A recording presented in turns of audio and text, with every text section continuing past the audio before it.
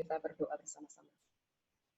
Bapa di dalam surga, kami berterima kasih atas anugerah Tuhan yang menopang hidup kami hari lepas hari.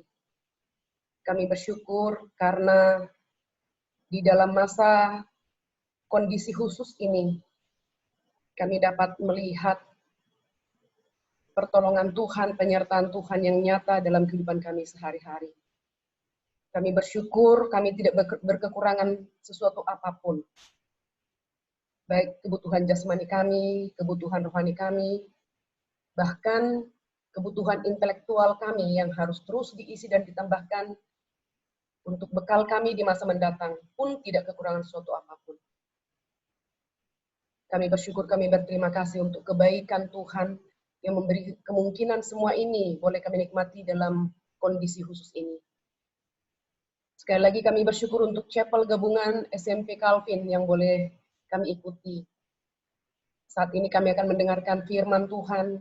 Kami memohon kiranya Roh Kudus menerangi pikiran kami yang gelap, membuka mata rohani kami yang buta, telinga rohani kami yang tuli, dan melembutkan hati kami yang keras.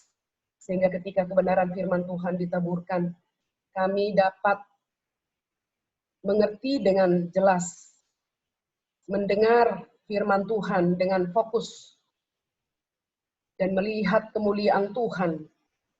Dan firman yang ditaburkan itu boleh jatuh di hati kami, bertumbuh, berakar kuat ke bawah. Bertumbuh, menghasilkan buah berlimpah ke atas. Buah-buah yang mempermuliakan Tuhan. Buah-buah yang menyatakan perubahan karakter kami, yang terus nyata setiap hari, dari hal yang paling kecil sampai hal yang paling besar. Yang dapat nampak dilihat oleh orang sekeliling kami dan menjadi berkat bagi orang-orang sekeliling kami dan menjadi hormat kemuliaan bagi nama Tuhan. Kiranya dalam pemberitaan firman Tuhan dan seluruh rangkaian ibadah ini meninggikan Kristus. Terus kami memohon belas kasihan Tuhan untuk seluruh perangkat yang kami pakai, jaringan internet. Kiranya Tuhan berkati agar dapat berjalan berfungsi dengan baik, sehingga sungguh kami dapat menikmati Tuhan dalam ibadah pada pagi hari ini. Dengarlah doa kami di dalam nama Tuhan kami Yesus Kristus, Tuhan dan Juru Selamat kami yang hidup. Kami berdoa dan bersyukur. Amin. Hari ini kita akan belajar, melanjutkan pembahasan dari Katekismus Heidelberg, pertanyaan yang ke-7.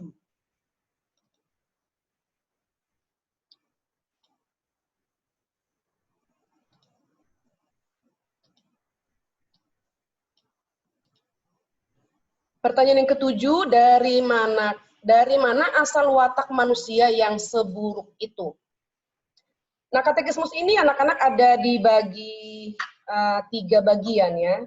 Jadi pertanyaan 1 dan 2 itu adalah introduction, kemudian bagian yang pertama adalah pertanyaan kedua sampai pertanyaan yang ketiga sampai pertanyaan yang ke-11, itu berbicara tentang dosa dan kesengsaraan. Hari ini kita belajar pertanyaan yang ke-7, berarti ada di dalam pembahasan dosa dan kesengsaraan. Dari mana asal watak manusia yang seburuk itu? Heidelberg Catechism memberikan jawaban dari kejatuhan ke dalam dosa dan ketidaktaatan orang tua pertama kita, Adam dan Hawa, di Taman Firdaus. Di situ tabiat kita menjadi sedemikian buruk, sehingga kita semua dikandung dan dilahirkan dalam dosa. Mari kita membuka Alkitab bersama-sama dari Kitab Kejadian, pasal yang ketiga, ayat yang ke-6. Kitab Kejadian, pasal yang ketiga, ayat yang ke-6. Demikian bunyi firman Tuhan, perempuan itu melihat bahwa buah pohon itu baik untuk dimakan dan sedap kelihatannya. Lagi pula pohon itu menarik hati karena memberi pengertian. Lalu ia mengambil dari buahnya dan dimakannya, dan diberikannya juga kepada suaminya yang bersama-sama dengan dia, dan suaminya pun memakannya. Kemudian kita melihat Mazmur 51 ayat yang ke-7. Mazmur 51 ayat yang ke-7. Sesungguhnya dalam kesalahan aku diperanakkan, dalam dosa aku dikandung ibuku. Nah, 2 ayat ini sudah menunjukkan kepada kita bagaimana manusia jatuh ke dalam dosa, dan selanjutnya keturunan dari Adam dan Hawa, dikatakan di dalam Mazmur 51 ayat yang ke-7 itu adalah semua manusia dalam kesalahan, ya, diperanakkan dalam kesalahan, dikandung dalam dosa. Ya, diperanakkan dalam kesalahan, dikandung dalam dosa. Nah, di dalam pertanyaan yang keenam, ya, kita sudah belajar bersama-sama bahwa Allah menciptakan manusia itu baik adanya dan dicipta oleh Allah menurut gambar dan rupa Allah. Betul ya, dari Kejadian ayat 1 pasal 1 yang ke-7, coba kita lihat. Kejadian 1 ayat yang ke-7, maka Allah menciptakan manusia itu menurut gambarnya, menurut gambar Allah diciptakannya dia, laki-laki dan perempuan diciptakannya mereka.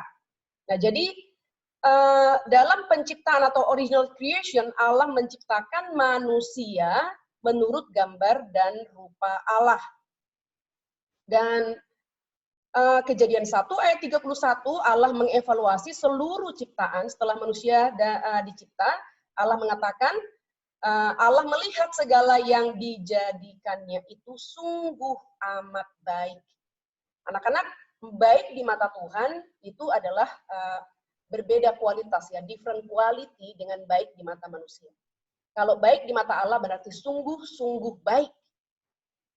Baik di mata manusia belum sungguh-sungguh baik, karena bisa jadi ada subjektif objektif, ya, objektivitas atau subjektivitas daripada cara pandang setiap manusia, apalagi kita sudah jatuh ke dalam dosa.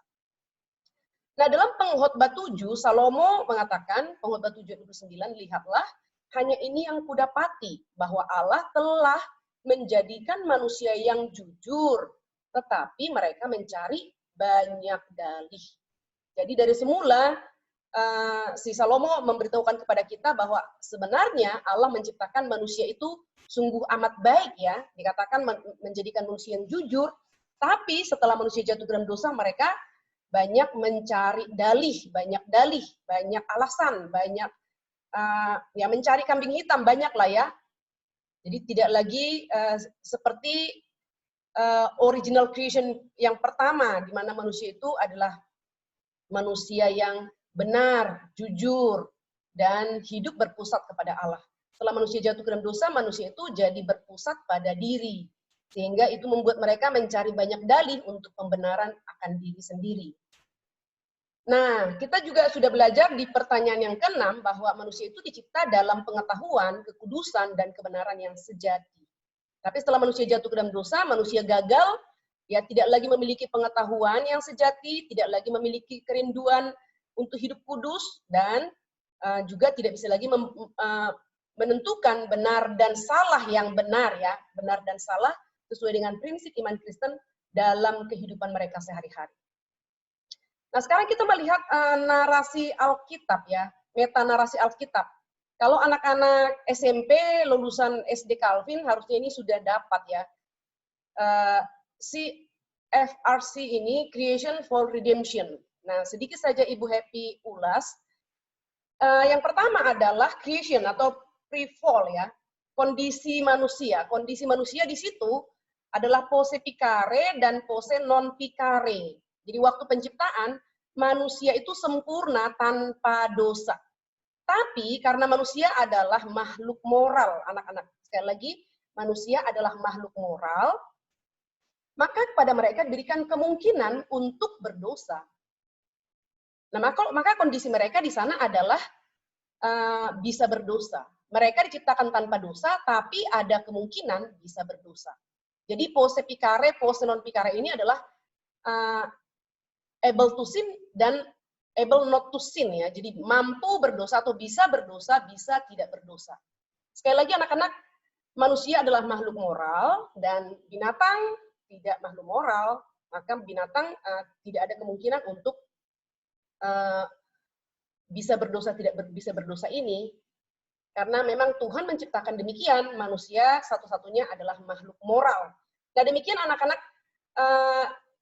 bisa memilih begitu, bisa memilih. Itu sebabnya di dalam kitab Kejadian pasal 3 narasi kejatuhan, sebelumnya di dalam pasal yang kedua Tuhan sudah memberikan tuntunan yang sangat jelas kepada Adam dan Hawa ketika ditempatkan di Taman Eden. Semua buah pohon di taman ini boleh kamu makan. Jadi diberikan dulu berkat yang berlimpah, anak-anak, berkat yang berlimpah, semua buah pohon di taman ini. Jadi Allah tidak memulai dari, no lihat ya, buah pohon di tengah taman tidak boleh kamu makan. Enggak, Allah tidak mulai dari larangan. Allah mulai dari berkat. Semua buah pohon di taman ini boleh kamu makan buahnya, tetapi buah di tengah taman tidak boleh kamu makan. Dan jika kamu makan, kamu pasti mati. Nah, sangat jelas sekali instruksi itu anak-anak, tidak ada yang perlu diragukan. Dan Allah sudah langsung katakan, jika kamu makan, maka kamu akan mati bersama dengan semua keturunanmu. Jika kamu tidak makan, kamu akan tetap hidup bersama dengan semua keturunanmu. Jadi sangat jelas instruksinya. Tidak ada alasan instruksinya blur atau kurang jelas begitu ya. Sama seperti anak-anak murid, guru sudah memberikan instruksi tapi terkadang kurang teliti ya, kurang teliti membaca, kurang memahami instruksi, maka tugas-tugasnya dikerjakan menjadi fail ya, menjadi gagal. Nah, jadi di sini kita melihat manusia yang dicipta oleh Allah di pertama kali adalah manusia sempurna tanpa dosa, tetapi ada kemungkinan untuk dia bisa berdosa. Dan kita sudah tahu dari Alkitab, narasi kejatuhan pasal yang ketiga, ayat yang ke-6 tadi ya, pasal 3 yang ke-6, perempuan itu melihat buah pohon di tengah taman itu menarik hati. Coba kita lihat ya, kitab Kejadian pasal yang ke-3 tadi. Perempuan itu melihat, sejauh melihat anak-anak itu belum bersalah ya. Lalu berikutnya bahwa buah pohon itu baik untuk dimakan dan sedap kelihatannya. Lagi pula pohon itu menarik hati. Nah, sesuatu yang sudah masuk kepada wilayah menarik hati, kalau sesuatu itu masih kita lihat dan belum kita olah di dalam pikiran kita, belum ada keinginan di hati kita, itu tidak ada masalah, tidak berdosa. Tapi kemudian dikatakan menarik hati karena memberi pengertian, lalu ia mengambil. Jadi setelah masuk menarik hati, berarti kan sudah dipikirkan ya, sudah ada pertimbangan, dipertimbangkan. Barangkali pada saat itu, ketika ular mengatakan, kalau kamu makan buah itu, kamu tidak akan mati, melainkan kamu akan menjadi sama dengan Allah, kata ular ya. Maka si Hawa, di antara begitu banyak buah pohon di taman itu, matanya tertuju ke pohon yang di tengah, dan dikatakan menarik hati.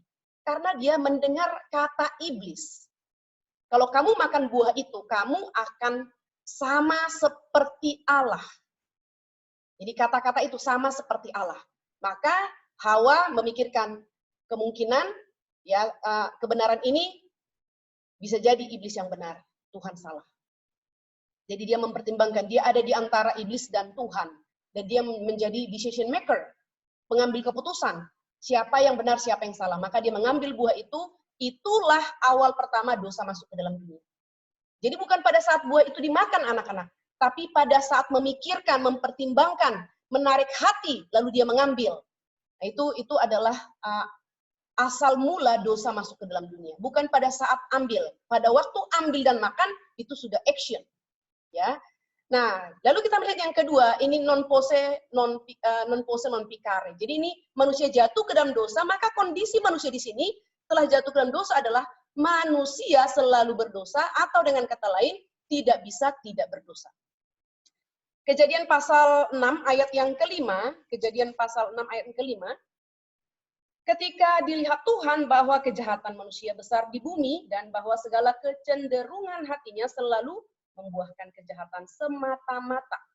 Jadi kondisi manusia tadi di dalam original creation itu, sebelum manusia jatuh ke dalam dosa, kondisi manusia itu adalah Allah memberikan dua hal, kebebasan kemerdekaan dan kemampuan.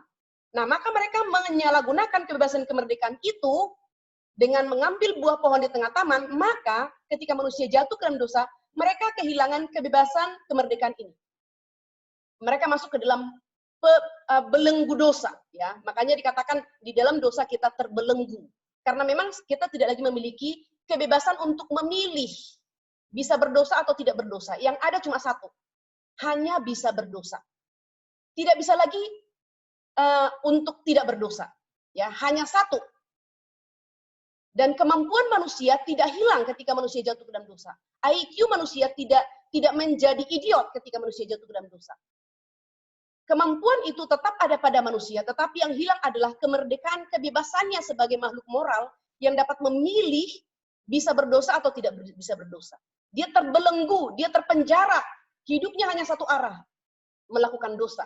Ya, jadi inilah kondisi seluruh manusia setelah Adam dan Hawa jatuh ke dalam dosa. Kondisi kita sebelum kita kembali dilahirbarukan ketika kita beriman kepada Kristus. Kondisi saudara-saudara kita yang ada di luar sana, yang sampai saat ini ada begitu banyak orang yang belum mengalami penebusan oleh darah Kristus. Kondisi mereka ada di sini, tidak bisa tidak berdosa, atau hanya bisa berdosa. Maka kita tidak perlu heran kalau kejahatan di dalam dunia ini begitu mengerikan. Karena memang pemikiran manusia berdosa itu adalah gelap, anak-anak. Gelap. Berulang kali kalau kita mendengarkan ada seorang bapak memperkosa anaknya, misalnya seorang istri, seorang suami membunuh istrinya, misalnya ada banyak alasan yang mereka lakukan. Suami membunuh istri karena cemburu, ayah memperkosa anak karena katanya kilaf, dengan menggunakan kata kilaf. Tapi pada intinya semua itu anak-anak adalah karena kondisi manusia berdosa itu adalah pikirannya gelap, mata rohaninya buta, telinga rohaninya tuli, hatinya keras terhadap kebenaran. Maka yang ada hanya apa? Pikiran, imajinasi, keinginan, tindakan, semua ada dikontrol oleh dosa. Nah, jadi sangat mengerikan sekali. Kita pun sebenarnya setelah di dalam Kristus, karena natur kita sebagai manusia berdosa di dalam Adam, kita pun masih terus bergumul. Kita tidak ada kontak fisik dengan siapa-siapa di rumah kita. Tapi mari kita dengan jujur hari ini, coba jujur pada diri sendiri dan jujur kepada Tuhan. Di rumah kita masing-masing pun kita bisa berdosa. Berdosa dengan pikiran kita, berdosa dengan tindakan kita. Kita menggunakan waktu dengan tidak bertanggung jawab. Kita terlalu banyak tidur. Kita tidak mengerjakan tugas-tugas pelajaran kita dengan segera, tuntas, dan berkualitas. Kita asal-asalan. Dan apa yang kita lakukan? Kita lakukan apa yang kita mau dan menyenangkan hati kita. Kita tidak peduli tentang Tuhan, kita tidak peduli tentang tanggung jawab kita tidak peduli tentang guru yang setengah mati mempersiapkan materi itu dan mau menghormati mereka, memberikan apresiasi kepada mereka dengan mengerjakan tugas yang diberikan dengan segera, tuntas, dan berkualitas. Itulah kondisi manusia berdosa. Lalu kita mendengar firman Tuhan, kita ditegur, lalu kita bertobat. Tapi orang yang bukan di dalam Tuhan, anak-anak juga bisa pikirkan. Mereka tidak mendengar firman Tuhan. Lalu siapa yang akan menegur mereka? Alkitab memberitahukan kepada kita bahwa Allah yang merencanakan penciptaan di dalam kekekalan juga telah merencanakan keselamatan bagi sekelompok umat pilihan. Kejadian 3 ayat 1-14 adalah narasi kejatuhan. Kejadian 3 ayat 15, langsung Allah memberikan janji keselamatan. Keturunan perempuan akan meremukkan kepala keturunan seular akan meremukkan kepala keturunan si perempuan. Sejak peristiwa kejatuhan manusia di Taman Eden, masuk kepada peperangan rohani. Sejak itu sampai sekarang, sampai nanti Yesus Kristus datang kembali kedua kali, peperangan rohani itu tidak pernah berhenti. Peperangan antara kerajaan gelap dan kerajaan terang. Dan orang yang sudah dipilih oleh Allah Bapa dalam kekekalan, untuk mereka Yesus Kristus telah mati 2000 tahun yang lalu. Dan ketika Yesus naik ke surga, Roh Kudus turun. Sampai sekarang Roh Kudus bekerja melalui pemberitaan firman Tuhan, menimbulkan iman di hati umat pilihan, di hati kita. Maka kita sadar ketika mendengar firman Tuhan, sadar, I am a sinner, saya adalah manusia berdosa. Kesadaran berikutnya adalah I need the Savior, saya butuh juru selamat.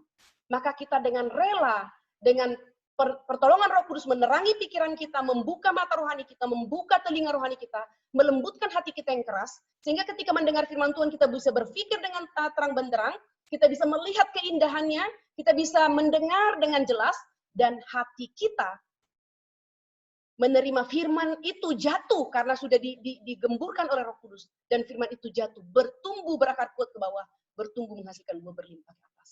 Dan kita menyatakan, di sini saya Tuhan, saya mau percaya dari hati, mengaku dengan mulut menerima Yesus Kristus sebagai Tuhanku dan Juru Selamatku satu-satunya.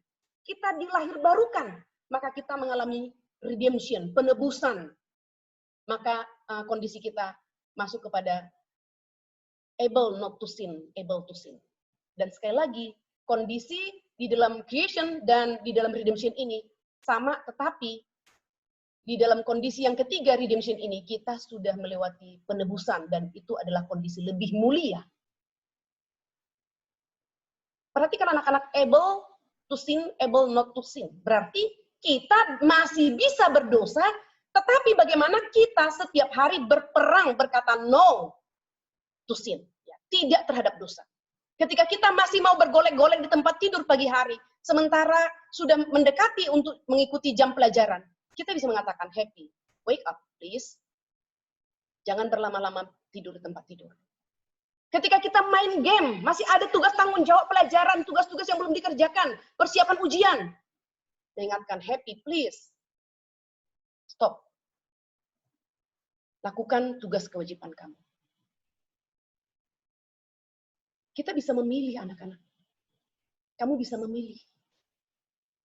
Kamu mau mengukir prestasi setiap hari, atau kamu melupakannya, dan kamu hanya melakukan apa yang ingin kamu lakukan. Dan itu tidak akan membawa manfaat apapun bagi kamu. Lihat, able not to sin, able to sin. Karena apa? Karena Roh Kudus, jikalau kita sudah di-redeem, sudah ditebus, Roh Kudus memberikan kemampuan kepada kita berkata tidak terhadap dosa.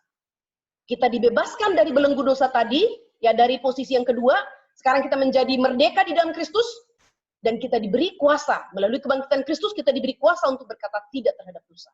Dan mari anak-anak kita memilih setiap hari, setiap saat berkata tidak terhadap dosa. Dan dalam kehidupan kita yang satu kali dan singkat ini, kita akan menuju akhir hidup kita masing-masing. Ibu Happy tidak tahu berapa lama Tuhan memberikan kita kesempatan hidup. Tapi saya katakan hidup ini satu kali dan singkat.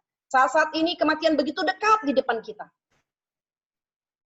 Tidak ada janji dari Tuhan bahwa kita akan berumur 60, 70, 80, 90. Ada banyak orang usia remaja pun Tuhan katakan enough. Kalau sudah cukup, maka kita selesai.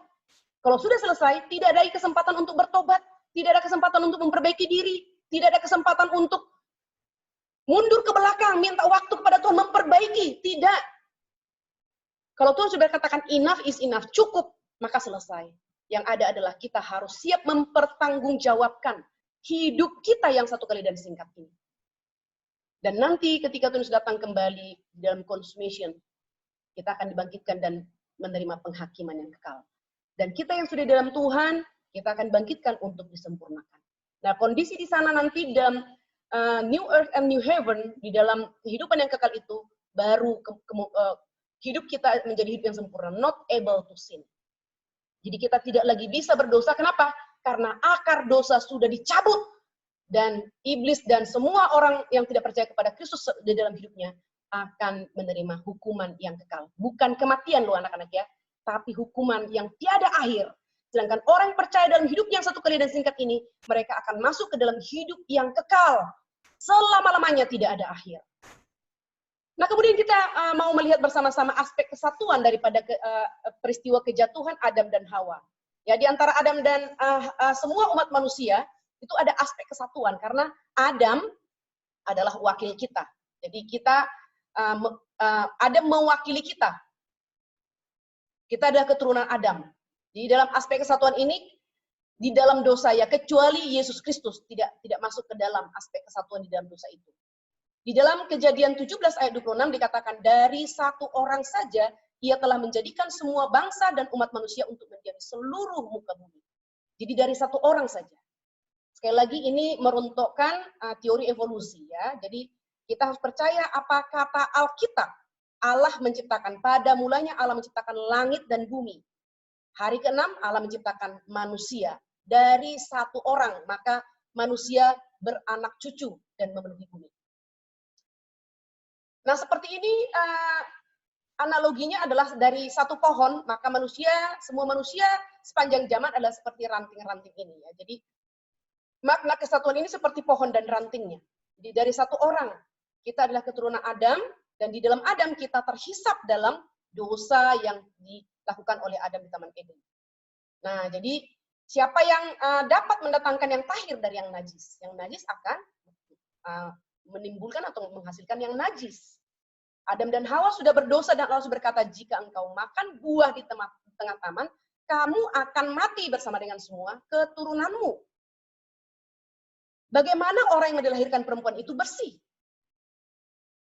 Nah, semua manusia hasil kelahiran biasa kecuali Yesus Kristus adalah manusia berdosa keturunan Adam. Kita tahu bahwa Yesus Kristus bukan buah cinta kasih Yusuf dan Maria, tapi Yesus adalah putra Allah yang dikandung ya oleh Maria, dinaungi oleh Roh Kudus. Mari kita melihat bersama-sama Lukas pasal 1 ayat 34.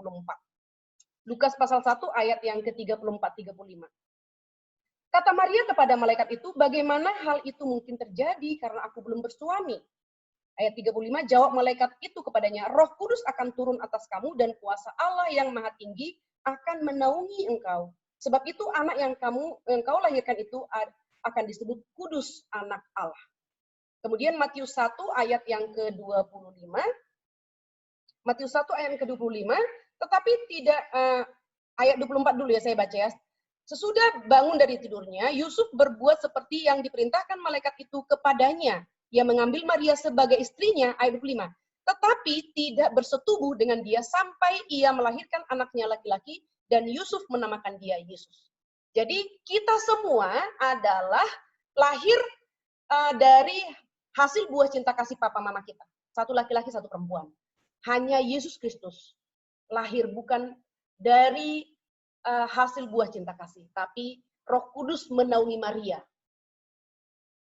Demikianlah Yesus yang adalah Allah berinkarnasi menjadi manusia, dibawa turun oleh Roh Kudus. Nah, jadi kita melihat aspek kesatuan kita di dalam Adam. Kemudian ada aspek perbedaan juga. Dosa perbuatan Adam adalah miliknya sendiri, bukan milik kita. Jadi dosa yang dilakukan oleh Adam di Taman Eden itu bukan, kita tidak turut memilikinya. Akan tetapi anak-anak, karena dalam perjanjian itu Allah mengatakan jika kamu makan buah di tengah taman, maka kamu akan mati bersama dengan semua keturunanmu. Itu yang kemudian kita sebut original sin, ya, dosa asal. Jadi kenapa kita menjadi manusia berdosa? Kalau Adam yang makan buah pohon di tengah taman, dan itu adalah dosanya sendiri, mengapa kita harus ikut berdosa? Karena ada perjanjian anak-anak. Allah sudah mengatakan jika kamu makan buah itu, maka kamu akan akan mati bersama dengan semua keturunanmu. Maka kita mewarisi dosa dari Adam yang disebut original sin, dosa asal. Bisa mute yang belum mute? Tolong di mute Pak Edi, yang anak-anak yang belum mute. Kemudian kita lihat di sini original sin yang kemudian menghasilkan actual sin. Jadi yang kita pertanggungjawabkan masing-masing adalah actual sin kita, perbuatan dosa kita. Perbuatan dosa Adam adalah miliknya sendiri dan dia bertanggung jawab, tapi kita mewarisi dosa dari Adam. Karena kita mewarisi dosa dari Adam, maka ada potensi dosa dalam diri kita. Tadi sudah kita membaca di dalam Mazmur 51 ayat yang ke-7. Oleh karena original sin ini, dosa asal ini, maka dikatakan kita dikandung dalam kesalahan, dilahirkan dalam dosa. Sejak kapan seorang anak menjadi manusia berdosa? Sejak dalam kandungan ibunya. Bukan setelah dilahirkan, dan bukan setelah melakukan dosa pertama, setelah dia menjadi seorang anak. Bukan. Jadi kita sudah dilahirkan dalam dosa. Itu sebabnya seorang anak kecil pun perlu dilahirbarukan. Karena seorang anak kecil adalah manusia berdosa yang membutuhkan penebusan daripada Yesus Kristus. Nah, setiap orang bertanggung jawab atas actual sin. Jadi, yang kita pertanggungjawabkan adalah perbuatan dosa kita. Kita tidak terus serta bertanggung jawab atas dosa perbuatan Adam. Sekali lagi anak-anaknya, yang kita pertanggungjawabkan adalah semua dosa yang kita buat. Seperti yang Ibu Happy katakan tadi, apa yang kamu lakukan di rumah? Dalam masa PJJ ini, tidak ada guru tidak hadir mendampingi kamu. Apakah kamu bekerja, mengerjakan semua tugas-tugasmu segera, tuntas, dan berkualitas? Atau kamu menunda, dan pada akhirnya semua keteter, dan pada akhirnya tidak maksimal, dan pada akhirnya mungkin tidak tuntas, dan pada akhirnya, akhir dari tahun pelajaran ini, mungkin kamu akan tinggal kelas sebagai konsekuensi logistik. Kan begitu ya? Kalau udah bertumpuk, kan akan ada konsekuensi logis yang finalitasnya. Kalau kamu tidak berubah, pada akhirnya kamu akan tinggal kelas. Itu kan logis ya. Anak yang lalai, yang hanya mau melakukan maunya sendiri, tidak mau ikut aturan, ya dia harus menerima konsekuensi logis. Ada seorang anak di SD, mau jadi YouTuber. 1 hari 6 jam dia membuat konten. Lalu mengikuti ujian PTS minggu lalu. Dalam pelajaran agama saya. Apa jawabannya? Saya tidak tahu. Asli anak-anak. Jawabannya di ujian PTS itu, dia berani menjawab di dalam pelajaran agama. Saya tidak tahu. Saya tidak tahu. Saya tidak tahu. Saya putus asa ketika mengoreksi. Lalu saya posting di grup guru. Lalu ada guru bahasa Inggris mengatakan, Bu, ibu tidak sendiri. Di dalam pelajaran bahasa Inggris saya juga dituliskan, I don't know. I don't know. I don't know. Anak-anak perhatikan. Dia hanya mau melakukan apa yang dia mau, menjadi YouTuber. Dan dia tidak mengerjakan tanggung jawab sebagai seorang murid. Konsekuensinya apa? Kalau dia tidak tahu, ya jelas nggak bisa naik kelas dong, ya nggak sih? Kalau dia nggak tahu pelajaran. Kalau dia nggak tahu pelajaran, sudah diajar guru, bahkan PTS saya open book anak-anak, open book, berani dia mengatakan I don't know. Ya saya bisa mengatakan karena kamu tidak tahu, ya kamu tinggal kelas. Fair kan? Fair. Jadi mana bisa kita naikkan anak yang mengatakan I don't know, naik kelas itu kita menjadi pembohongan akademik namanya. Nah, jadi Allah akan menghukum dosa original sin, ya. Sebagai manusia berdosa kita akan tetap dihukum karena kita manusia berdosa. Tetapi juga Tuhan menghukum actual sin. Jadi bukan hanya actual sin, perbuatan dosa yang kita lakukan dihukum oleh Tuhan, tapi juga original sin karena kita secara natur adalah manusia berdosa. Dan sebagai natur manusia berdosa juga Allah akan menghukum original sin. Nah, kemudian kita melihat prinsip perwakilan di dalam Roma pasal yang ke-5. Mari kita membaca bersama-sama Roma pasal yang ke-5. Ayat yang ke-19. Saya baca mulai ayat 18. Sebab itu sama seperti oleh satu pelanggaran semua orang beroleh penghukuman, demikian pula oleh satu perbuatan kebenaran, semua orang beroleh pembenaran untuk hidup. Ayat 19. Jadi, sama seperti oleh ketidaktaatan satu orang, semua orang telah menjadi orang berdosa, demikian pula oleh ketaatan satu orang, semua orang menjadi orang benar. Ya, jadi ini perwakilan, satu orang berdosa, semua berdosa, satu orang benar, semua dibenarkan. Nah, jadi Adam dalam hal ini adalah bapak dari seluruh umat manusia, maka dia merupakan kepala perwakilan yang bertindak atas nama seluruh umat manusia. Dalam Roma 13 ayat 33 di sana dikatakan hikmat Allah itu tidak terselami. Jadi kalau Allah menetapkan Adam sebagai bapak seluruh umat manusia menjadi kepala perwakilan, kita tidak boleh katakan kenapa Allah memilih Adam. Roma 11 ayat 33. Hikmat bijaksana Allah itu tinggi, luas, dalam, dan lebar. Jangan kita mempersalahkan Allah. Kenapa Allah memilih Adam? Kenapa tidak memilih saya? Mungkin kita akan lebih rusak lagi kalau kita dipilih menjadi perwakilan. Nah, jadi Allah menetapkan Adam sebagai wakil seluruh umat manusia dalam perjanjian hidup di Taman Eden. Jadi ini perlu kita ketahui anak-anak. Kenapa Adam? Karena Allah yang menetapkannya. Menetapkan perwakilan seluruh umat manusia dalam perjanjian hidup itu. Jika engkau taat, engkau akan hidup bersama dengan semua keturunanmu. Jika engkau tidak taat, engkau akan mati bersama dengan semua keturunanmu. Nah, itu adalah perjanjian hidup Taman Eden. Mazmur 58:4 dikatakan sejak lahir. Jadi setelah manusia jatuh ke dalam dosa, sejak lahir orang-orang fasik telah menyimpang, sejak dari kandungan pendusta-pendusta telah sesat. Nah, ini kondisi kita anak-anak tidak mudah. Mari kita jujur dan melakukan evaluasi setiap hari di dalam hidup kita. Anak-anak di rumah, coba lakukan evaluasi sebelum kamu tidur setiap hari. Apakah waktu satu hari itu sudah kamu kerjakan dengan maksimal, benar, maksimal, dan berkualitas penggunaan waktunya. Pikiran kamu apakah benar? Motivasi kamu apakah benar? Kamu akan menemukan betapa kita ini sungguh-sungguh memang adalah manusia berdosa. Bayangkan anak-anak, kita ada di rumah kita sendiri, kita tidak ada kontak fisik dengan teman-teman kita, tapi kita bisa berimajinasi liar, kita bisa berpikir negatif, kita memiliki hati yang jahat. Itu membuktikan natur berdosa. Nah, kesejajaran utama,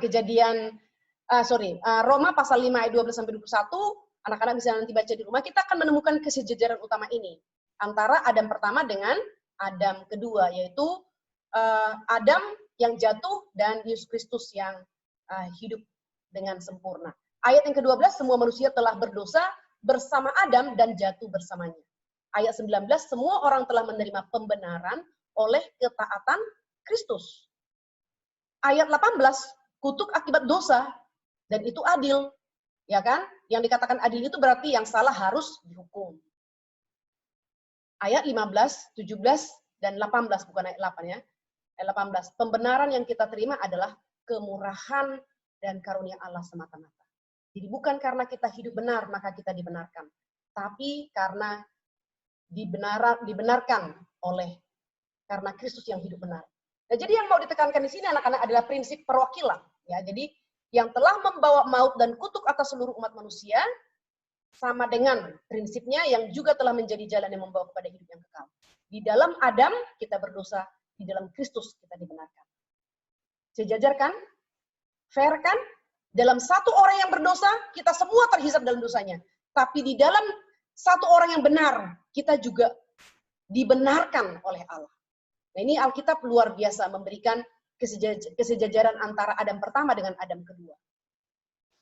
Nah, menjadi berita baik atau good news bagi kita, anak-anak, dalam berita dosa ini ada berita baik atau good news bagi kita. Dalam Roma pasal 5 ayat 15-18 dikatakan Allah telah memilih seorang wakil. Ibu Happy menggunakan warna merah di sini. Jadi wakil yang lain bagi umatnya. Sekali lagi, bagi umatnya, bukan bagi semua orang, anak-anak. Ya, wakil yang dipilih oleh Allah hanya untuk umat pilihan, bukan untuk semua orang. Dengan demikian kita tahu Yesus hanya mati untuk umat pilihan, Yesus tidak mati untuk semua orang. Kalau dikatakan, loh Bu Happy kan di Alkitab dikatakan semua orang. Betul, universal sifatnya. Sifat daripada universal ini adalah semua orang dari segala bangsa, tapi mewakili umat pilihan. Allah telah merencanakan anaknya, Yesus Kristus menjadi manusia, inkarnasi ya. Dikandung Roh Kudus, dan karena Yesus dikandung oleh Roh Kudus, maka sejak dalam kandungan, Yesus sudah dipenuhi oleh Roh Kudus. Nah ini anak-anak, itu sebabnya Yesus dari kandungan sudah dipenuhi oleh Roh Kudus, seumur hidupnya, 33,5 tahun, Yesus Kristus hidup sebagai manusia seperti kita, berdarah, ya berdaging dan berdarah, bertubuh, terbatas. Dia juga hidup dipenuhi oleh Roh Kudus. Itu sebabnya hidupnya sempurna seumur hidup. Seorang yang hidup dipenuhi oleh Roh Kudus, anak-anak bisa berdoa. Kalau mau hidup benar setiap hari, berdoalah. Baca Alkitab, berdoa dan minta. Tuhan, penuhilah aku dengan Roh-Mu. Biarlah aku setiap hari mengalami kepenuhan Roh. Ciri-ciri orang-orang yang kepenuhan Roh. Yang pertama, taat kepada pimpinan Roh. Yang kedua, dia akan meninggikan firman Tuhan. Dia akan terus selalu meriver ya.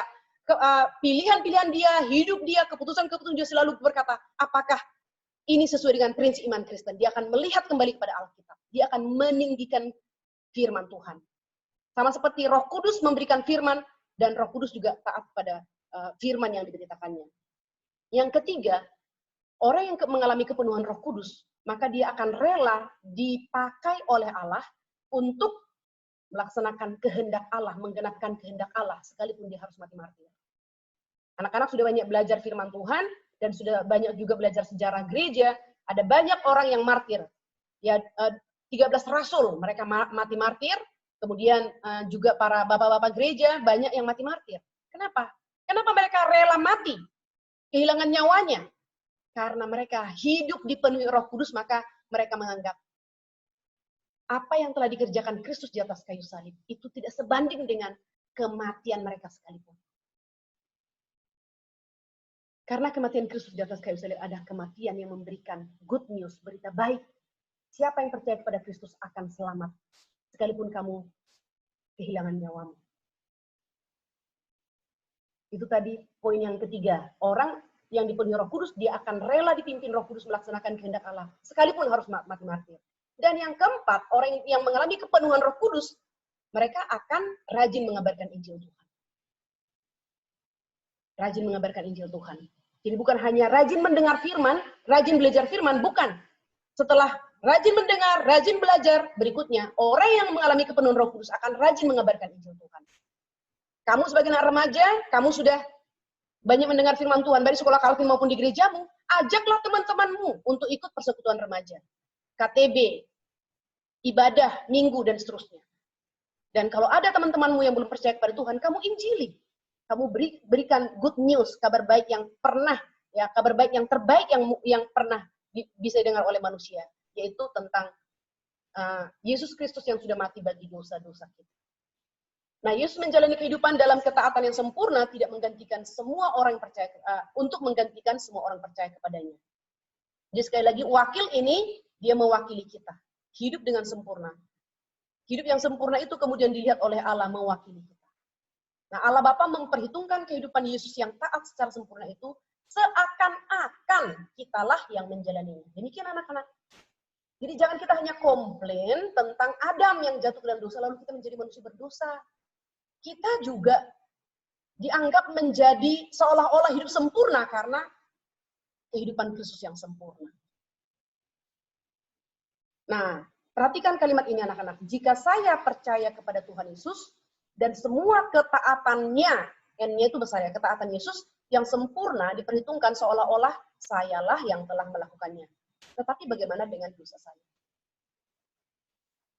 Yesaya 53 ayat 56. Anak-anak nanti bisa membaca, Yesus mati menggantikan kita. Ya.